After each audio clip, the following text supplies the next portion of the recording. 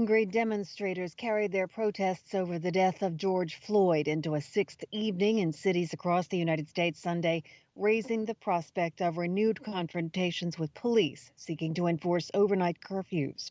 Los Angeles, Chicago, Miami, Detroit, and Philadelphia are among the major cities that have imposed orders banning marchers from the streets after dark.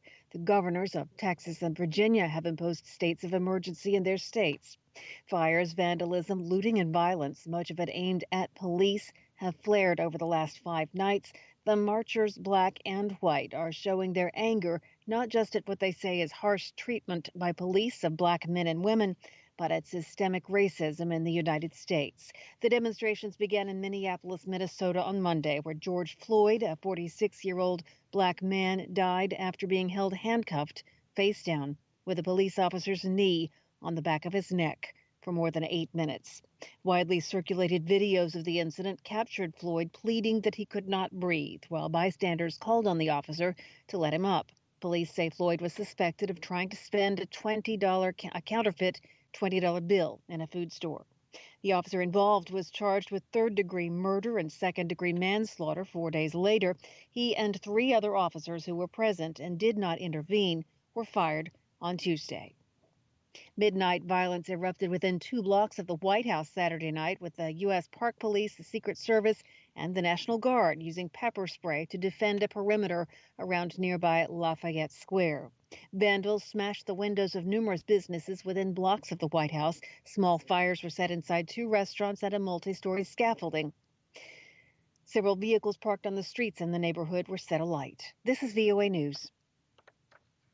U.S. National Security Advisor Robert O'Brien said Sunday that it was an absolute outrage that 3 policemen in Minneapolis stood by and watched without intervening last week as George Floyd was pinned to the street with a knee to his neck. What were they thinking? O'Brien asked on ABC's This Week show. O'Brien said he was not prejudging the case against the 3 former policemen, but said, "I can't imagine they won't be charged. That should never have happened in America," he said.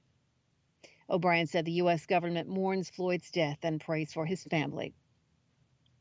U.S. health officials are warning there could be a new surge in coronavirus cases following the protests of the death of George Floyd.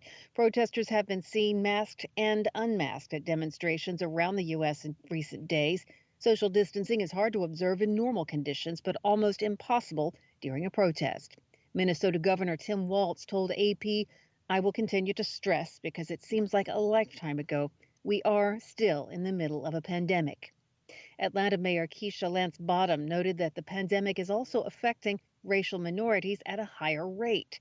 She added that anyone who was at a protest in Atlanta this weekend should be tested for COVID-19. With more than 1.7 million COVID-19 infections, the United States has more cases than any place else in the world. It also has had more than 100,000 deaths because of the coronavirus in the United States. Israel's defense minister has apologized for the Israeli police's deadly shooting of an unarmed Palestinian man who was autistic. Benny Gantz, who is also Israel's alternate prime minister under a power-sharing deal, made the remarks Sunday at a weekly meeting of the Israeli cabinet. The shooting of the 32-year-old Palestinian in Jerusalem's Old City on Saturday has drawn broad condemnations. It's also revived complaints alleging excessive force by Israeli security forces. On social media, some compared the shooting to recent cases of police violence in the United States. Tropical storm Amanda has killed at least 7 people in El Salvador, according to the country's interior minister. Among those killed was an 8-year-old boy who died after the house he was in collapsed. Another person was killed by a falling wall and another drowned in a swollen river. That's all according to Salvadoran civil protection authorities.